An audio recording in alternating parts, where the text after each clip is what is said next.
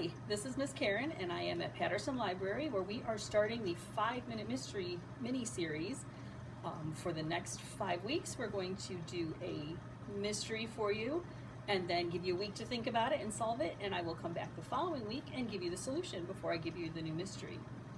So this book is 5-Minute Mini Mysteries by Stan Smith. And here's the introduction.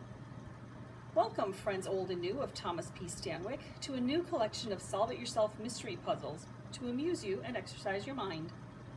Readers of the 2 previous collections of Stanwyck mystery puzzles, 5-Minute Whodunits and 5-Minute Crime Busters, will be pleased to learn the amateur logician and his black lab Rufus are still contentedly ensconced in the small New England town of Bakersville.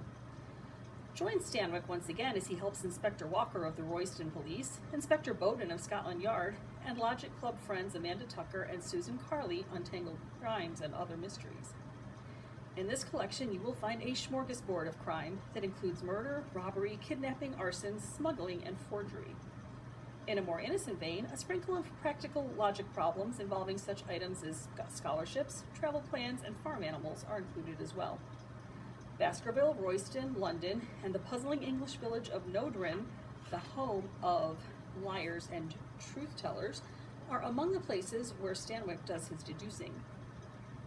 As previous Stanwyck readers are aware, these mystery puzzle collections combine elements of the traditional whodunit, physical clues, red herrings, means, motive, opportunity, time sequences, with those of straightforward logic problems, true-false statements, matching suspects with occupations, even a little math here and there.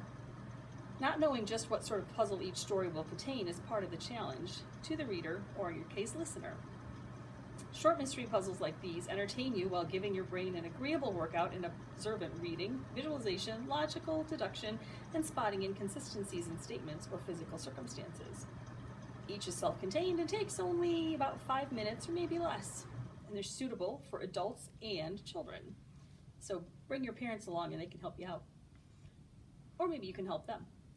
Most of all, mystery puzzles are fun, so whether you read these, listen to these to solve them, or simply to take in their glimpses of small town life, do enjoy them. The first one is called The Case of the Suspicious Fire. Shortly after 3 in the morning, Royston firefighters brought the fire at James Fine Clothing under control. Inspector Matthew Walker, who was on call that June night, squinted his eyes against the flashing red lights and drifted water spray that mingled with the voices of the firefighters. Patrolman Ryder saw the inspector and came up to him. "The fire captain called Jerry James, the store owner, sir," he said. "Had to leave a message on his machine. The adjacent buildings are safe now, but everything in the store was destroyed." Walker knew the store had been struggling in recent years and suspected the fire might be opportune. "Who called the fire in?" he asked. "Jimmy and I did, sir. We were on patrol nearby when it started." "Did you see anyone in the area earlier?" "Only one at this time of night, sir. A man with a brown beard wearing a cap and a knapsack, light jacket and dark jeans, about 5'10" in height. He was walking about a block from the store." "Toward the store or away?" "Away. We spotted the fire about 15 minutes later." "All right. Take a swing around and see if you spot him." Ryder hurried off just as a fire captain approached Walker with a bleary-eyed, balding man. Walker knew Captain Hemming. "Walker, this is Jerry James, the owner of the store," Henning said. "He got my message and just arrived. I've briefed him on our progress." "Thanks, Henning." Walter turned to James. "Mr. James, I understand the captain had to leave a message on your machine. Were you away from home?" "No, Inspector," James replied distractedly. "I keep my bedside phone ringer switched off. Telemarketers have been disturbing my midday nap lately. I didn't hear the kitchen phone ring, but when I came back from using the bathroom, I saw the message light of the bedside phone on. After listening to the captain's message, I threw on some clothes and rushed here." "Was your store insured?" Walker asked casually. "Yes, but it's been my life."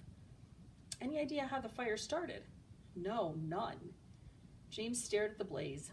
As he did, Walker discreetly examined his face for traces of glue that might have supported a false beard, but James' smooth, clean face revealed nothing. Walker did observe that his socks were mismatched. After asking James for his address, Walker calculated that he would not have had the time to set the fire, go home, get the phone message, and return to the scene. The inspector then turned to watch the dwindling fire, lost in weary thought. You usually play rook and pawn endings well, Matt, remarked Thomas P. Stanwyck 2 evenings later. He and Walker settled themselves in the lounge of the Royston Chess Club after their weekly game. That's to your credit, too, for they're one of the purest tests of chess skill. Tonight, though, you fell apart quickly. Anything on your mind? Just tired, replied Walker. I was at a fire downtown the other night. Oh, sure, always some excuse, Stanwyck smiled. You were sick. You had the black pieces. You were up all night investigating a crime. We don't know for sure that it was a crime, said Walker. Do you know of James Fine Clothing? Been there. The clothing is a bit too fine for my taste. Obviously. Well, apparently a lot of other slobs agree with you. The place has had some financial problems, and I've learned that the fire occurred at a convenient time. The owner's creditors were starting to close in. Walker described the events and his observation of the evening. The fire department thinks arson is possible, he continued. A wall panel near some electrical wiring had been removed. The insurance company is suspicious, and though I suppose they always are. James has some electrical training, and he's the right height and hair color to fit the description of the bearded man the patrol saw in the area shortly before the fire started.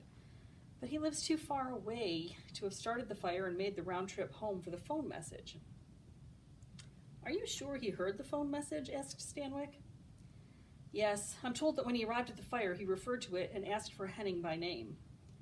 Stanwyck idly fingered the tip of his drooping mustache. I would say, he offered, that the insurance company's suspicions are well-founded. James could indeed have set the fire. Not only is it possible, his story is certainly false, which makes his guilt probable. And despite the aspersions you cast on my wardrobe, I might, being a forgiving fellow I am, be willing to explain how I know. So how does Stanwyck know that James is lying? Come back next week and I'll tell you.